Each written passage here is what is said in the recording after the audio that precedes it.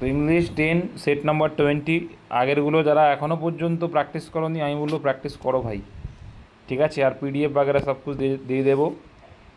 তো প্রথম কোশ্চেন আজকে দেখো, fill in the blanks with proper options given below।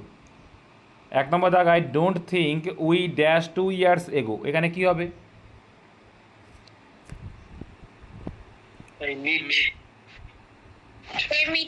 Option বলো, অপশন অপশন সি। হ্যাভমেড কেন হবে না? হ্যাভমেড কেন হলো না? কারণ একটা ওয়ার্ড আমরা দেখতে পেলাম এখানে, কি ওয়ার্ড? এগো। এগো, before, yesterday, last day, last night, ঠিক আছে, প্রিভিয়াস ডে।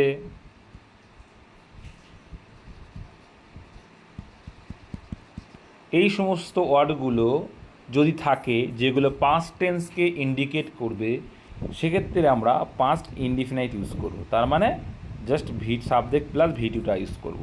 তাহলে উই এর পরে ভি2, মিট মানে সাক্ষাৎ করা, তাহলে মিটের পাস্ট ফর্ম হচ্ছে met. Option C is the right answer. বোঝা গেল? নেক্সট, এইবার দেখবো 2 দাগে, nothing can deter him dash pursuing his aim of life. কী হবে তাহলে এখানে? বাধা দেওয়া বা প্রিভেন্ট করা। এক্ষেত্রে আমরা কি ইউজ করি? ফ্রম ইউজ করি। কি? ডিটার ফ্রম, বিচ্যুত করা। ডিটার ফ্রম, কি? ডিটার ফ্রম, এটা ফিক্সড প্রিপোজিশন। ডিটারের পরে কি হয়? ফ্রম। বোঝা গেল? তাহলে option B is the right answer. Next, find out the word which best express the meaning of the given word. Grandeur.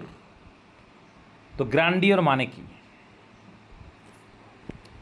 Grandeur মানে হচ্ছে, বলতে পারো, ভেরি গুড, জাঁকজমক বলতে পারো। তাহলে জাঁকজমক বা বিশালতা দেখানো আর কি। তাহলে এখানে কি আছে? অ্যাডমিরেশন বা অ্যাডমায়ারেশন মানে কি? প্রশংসা। অ্যাডমায়ার করা মানে, অ্যাডমায়ার মানে প্রশংসা করা, আর অ্যাডমিরেশন মানে প্রশংসা, নাউনে আছে।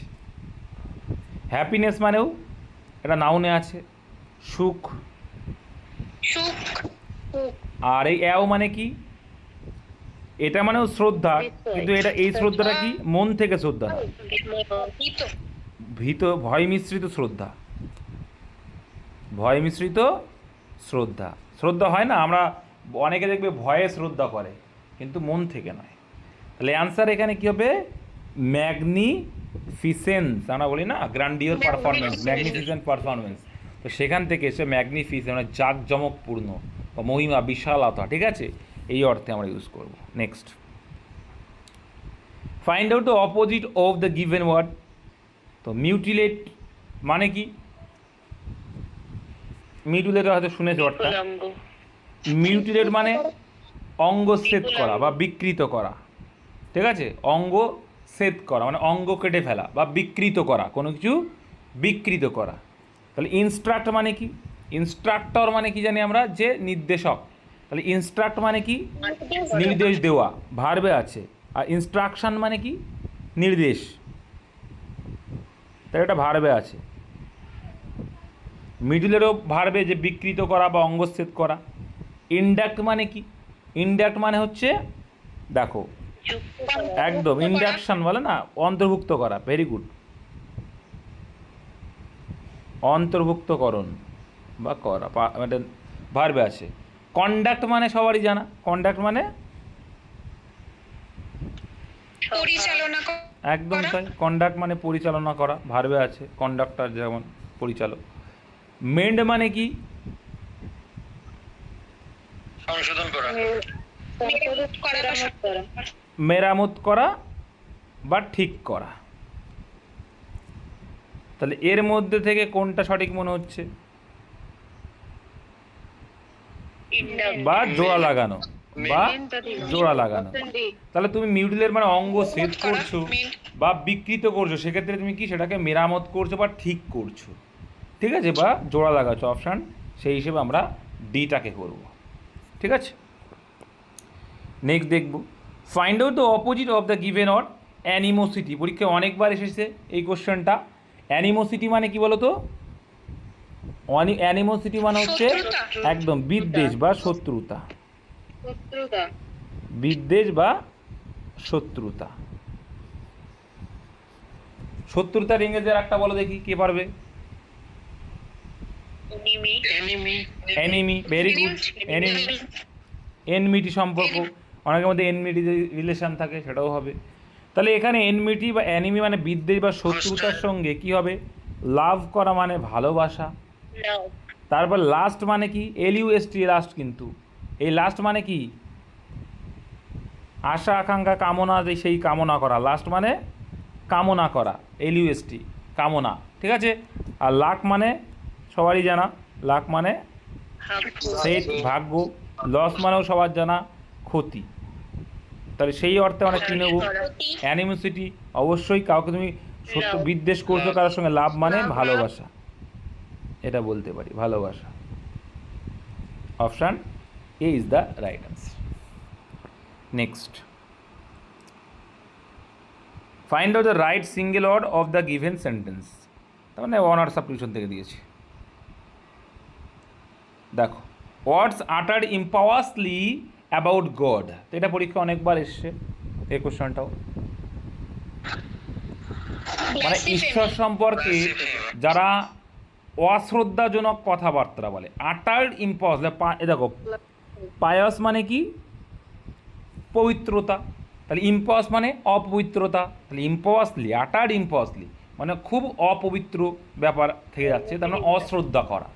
তার মানে খুবই অশ্রদ্ধাজনক কথাবার্তা বলা ভগবান সম্পর্কে বা ঈশ্বর সম্পর্কে অশ্রদ্ধাজনক কথা, সেটাকে কি বলে? অ্যামোরাল মানে কি? মানেগুলোও বলার চেষ্টা করি, তাহলে প্র্যাকটিস হবে। নীতি জ্ঞানহীন, যার ভিতরে নীতি জ্ঞান নেই তাকে বলবো অ্যামোরাল পারসন। নীতি জ্ঞানহীন, অ্যামোরাল। দেখো, মোরাল মানে কি? নৈতিক যে, তাহলে অ্যামোরাল তার নেগেটিভ। তারপরে ফিলোজফি মানে সবারই জানা কি? দর্শন। ফিলোজোফার মানে দার্শনিক, আর ফিলোজফি মানে দর্শন। লজিক মানে সবারই জানা, লজিক মানে যুক্তি। ব্লাসফেমি মানে হচ্ছে অ্যান্সার। এখানে ধর্ম যে নিন্দা করে ধর্মকে, সেটা হবে অ্যান্সার, বা শ্রদ্ধা করে না যে ধর্মকে, এটা হবে ব্লাসফেমি। নেক্সট, আবার ওয়ান ওয়ার্ড সাবস্টিটিউশন থেকে আছে, বলছে আ person who is physically dependent on a substance. মানে একজন ব্যক্তি যে শারীরিকভাবে কোনো বিষয়বস্তুর উপরে নির্ভরশীল। তাহলে এটা ক্রিমিনাল। ক্রিমিনাল মানে কি? সবারই জানা। ক্রিমিনাল মানে তো বলা লাগবে, অপরাধী। মার্টিয়ার মানে কি? মার্টিয়ার মানে শহীদ, শহীদ, মার্টিয়ার। অ্যাডিক্ট মানে সবারই জানা, অ্যাডিক্টের সঙ্গে কি হয়? টু অ্যাডিক্টেড, তাই তো? অ্যাডিক্ট মানে আসক্ত হওয়া, একদম কোনো কিছুর প্রতি আসক্ত হওয়া। আর গ্ল্যাডিয়েটর মানে কি? গ্ল্যাডিয়েটর মানে যোদ্ধা। গ্ল্যাডিয়েটর মানে যোদ্ধা, এটা রোম দেশে ইউজ করা হতো, মানে প্রাচীন রোমের যে যোদ্ধা ছিল তাদের গ্ল্যাডিয়েটর বলা হতো। তাহলে এখানে কি হবে? কোনো বিষয়ের প্রতি একদম পুরো ডিপেন্ডেন্ট হয়ে যাচ্ছ, যেমন কি গাঁজা না খেলে অনেকের মাথায় কাজ করে না। যারা পাতাখোর মানে হিরোইনখোর, তাদের টাইম টু টাইম যদি এই পাতা না থাকে ওদের কাজ করবে না। তাহলে ওরা ওদের প্রতি কিছু সাবস্ট্যান্স হয়ে গেছে, পুরোপুরি ডিপেন্ডেন্ট হয়ে গেছে সাবস্ট্যান্সটার প্রতি। তাহলে সে কি একদম পুরো আসক্ত হয়েছে, অ্যাডিক্টেড হয়ে গেছে। Option C is the right answer. Next, find out the right meaning of the given idioms. তো গ্রিজ হিজ পাম, এই ওয়ার্ডটা খুবই ইউজ হতো, তাই না? এখন সেটাকে কড়া ভাষায় জবাব দেওয়ার চেষ্টা করা হচ্ছে। গ্রিজ হিজ পাম মানে কি? এটাই ভালো লাগছে, যারা অনেকেই করাপ্ট করে চাকরি পাওয়ার চিন্তা ভাবনা নিয়েছিল, ঘুষ দিয়ে অনেকের ধরা হচ্ছে। ঠিক আছে, এই ঘুষ, সেই ঘুষ দেওয়া। গ্রিজ দ্য পাম মানে হাতের তালুতে মানে গ্রিজ দেওয়া, তেল ছল করা, কি এরকম একটা বিষয়, তার মানে ঘুষ দেওয়া। Talk to him, talk to him তো হবে না, কারোর সঙ্গে কথা। ফ্ল্যাটার হিম, চাপুরুষি করা কাউকে। বিট হিম, কাউকে প্রতিহত করা। ব্রাইব হিম মানে তাই কি করা? ঘুষ দেওয়া। ব্রাইব মানে ঘুষ। Option D is the right answer. 9 দাগ, find out the correctly spelled word আচ্ছা, কনসিস্টেন্সি, এই কথাটা আমি তো খুব ইউজ করি। পড়াশোনার ভিতরে কনসিস্টেন্সি থাকতে হবে, পারজিভারেন্স থাকতে হবে, এর হচ্ছে কন্টিনিউয়াস এফর্ট থাকতে হবে। এর বাংলা মানে যেগুলো, মানে ইংলিশ মানে যেটা বললাম তার বাংলা মানে হচ্ছে এটা, ধারাবাহিকতা। তাহলে এখানে কি হবে? কনসিস্টেন্সি বানান কি? কনসিস্টেন্সি, কি কনসিস্টেন্সি, টেন্সি না কিন্তু টেন্সি, হ্যাঁ কনসিস্টেন্সি। কন SIS TEN, টেন আর CYC, কনসিস্টেন্সি। এইভাবে কিন্তু পরীক্ষার সময় মানে এইভাবে পড়ে যাবে পরীক্ষার সময়, তাহলে কোনো অসুবিধা হবে না। Next, change the narration. Narration sense থেকে দিয়েছে he said to his servant, তাহলে সেইড টু আছে এখানে পাস্ট টেন্সে।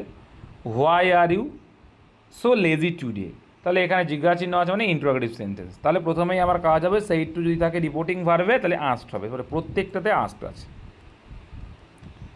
Asked is servant, very good. এবার দ্বিতীয় নম্বর কাজ, দ্বিতীয় নম্বর রুলস কী বলছে? ইনভার্টেড কমা তুলে দিয়ে যদি অ্যাজার্টিভ সেন্টেন্স হয় সেক্ষেত্রে, মানে ফুল স্টপ দিয়ে শেষ হয়, সেক্ষেত্রে আমরা কি করব? দ্যাট ইউজ করব। ঠিক আছে, ভেরি গুড। যদি ইম্পারেটিভ হয় টু ইউজ করব। আর যদি প্রশ্নবোধক বাক্য হয় বা ইন্টারোগেটিভ সেন্টেন্স হয় তখন আমরা ইফ ওয়েদার ইউজ করবো। আর যদি ডব্লিউএইচ ওয়ার্ড থাকে তাহলে ডব্লিউএইচ ওয়ার্ড ইউজ করবো। তো এখানে তো ডব্লিউএইচ ওয়ার্ড আছে, তাহলে আমার লিঙ্কার হিসেবে ডব্লিউএইচ ওয়ার্ডই আমার নিতে হবে। তাহলে এই 2 নম্বর রুল গেল, এইভাবে রুল মনে রাখবে, এই 2 নম্বর রুল গেল, ভেরি গুড। তারপরে 3 নম্বর রুল কি বলছে? যে সাবজেক্ট আনতে হবে রিপোর্টেড স্পিচে। এবার রিপোর্টেড স্পিচে সাবজেক্ট আনার একটা ধর্ম আছে। কি ধর্ম আছে? সন ফর্মুলা। কি ফর্মুলা? সন ফর্মুলা। যদি ফার্স্ট পার্সন থাকে সাবজেক্টকে দেখে রিপোর্টিং ভার্বের সাবজেক্টকে দেখে চেঞ্জ, যদি সেকেন্ড পার্সন থাকে রিপোর্টিং ভার্বের অবজেক্টকে দেখে চেঞ্জ, আর যদি থার্ড পার্সন থাকে মানে মানে কোনো পরিবর্তন নেই, থার্ড পার্সন থাকলে কোনো পরিবর্তন। এটা হচ্ছে সন ফর্মুলা। চলো এইবারে দেখো, এখানে ইউ আসছে মানে কি সেকেন্ড পার্সন। সন পার্সন বলছে সন, এই যে এসতে সাবজেক্ট, ওতে অবজেক্ট, এনতে নো চেঞ্জ। আর এখানে first person, second person, third person. তো এটা কোন পার্সন আছে? Second person. সেকেন্ড পার্সন মানে কাকে দেখে চেঞ্জ হবে? সাবজেক্টটা কাকে দেখে চেঞ্জ হবে? সাবজেক্টটা আনতে হবে, হিজ সার্ভেন্ট। তাহলে হিজ সার্ভেন্ট যদি হয়, হিজ সার্ভেন্টের প্রোনাউন, সাবজেক্টিভ প্রোনাউন নিয়ে আসতে হবে। এখানে কী হবে? সাবজেক্টিভ প্রোনাউন, হিজ সাবজেক্ট সার্ভেন্টের হি আনবো, ভেরি গুড। তাহলে এখানে হি আছে, এখানে লিঙ্কারের পরে হি আছে, এখানে হু আছে, কিন্তু এখানে ভার্ব দিয়েছে মানে হাফ তো হবে না। নিয়ম বলছে 3 নম্বরে সাবজেক্ট আনতে হবে। 4 নম্বর নিয়মে কি বলছে? 4 নম্বর নিয়মে গিয়ে বলছে এইবার তুমি কি আনবে? ভার্বের পরিবর্তন করো। তাহলে হেল্পিং ভার্ব যেটা থাকবে এটা পাস্ট টেন্সে আছে, মানে এটা যদি প্রেজেন্টে থাকে তোমাকে পাস্টে আনতে হবে। কী রয়েছে? আর আছে। তাহলে অ্যামিজার থাকলে তার পাস্ট টেন্স কী হবে? ওয়াজ এর আনতে হবে। তাহলে এখানে দেখতে হবে এবার হির পরে ওয়াজ বসবে না ওয়ার বসবে? ওয়াজ বসবে, তো এখানে হ্যাড তো হবে না, এটা কাটা। তাহলে এখানে দেখা যাচ্ছে ওয়াজ এখানেও আছে, এখানে আছে। 5 নম্বর রুলস কি বলছে? যদি কোনো টাইম ইন্ডিকেটিং ওয়ার্ড থাকে, কি যদি কোনো টাইম ইন্ডিকেটিং ওয়ার্ড থাকে সেক্ষেত্রে আমাদের চেঞ্জেস আনতে হয়। যেমন টুডে থাকলে কি করতে হয়? দ্যাট ডে করতে হয়, দ্যাট ডে করতে হয়। তাহলে এখানে দেখো ওয়াজ বিইং দিয়েছিল, তাহলে এটাও কিন্তু ভুল আছে, এখানে হয়ে গেছিল অ্যান্সার। তাহলে দ্যাট ডে এখানে আছে, তাহলে এখানেও দ্যাট ডে আছে। ভুল ছিল কোথায়? এর এখানেও ভুল। বুঝতে পেরেছো? 5টা স্টেপ যদি ন্যারেশন চেঞ্জে তুমি মনে রাখতে পারো, উইদাউট টেন্স, কোনো টেন্স জানার দরকার হয় না, ন্যারেশন চেঞ্জ ইজিলি করতে পারবে। সিমিলারলি ভয়েস চেঞ্জও একই গল্প বলেছিলাম। চলো, এই ছিল 10টা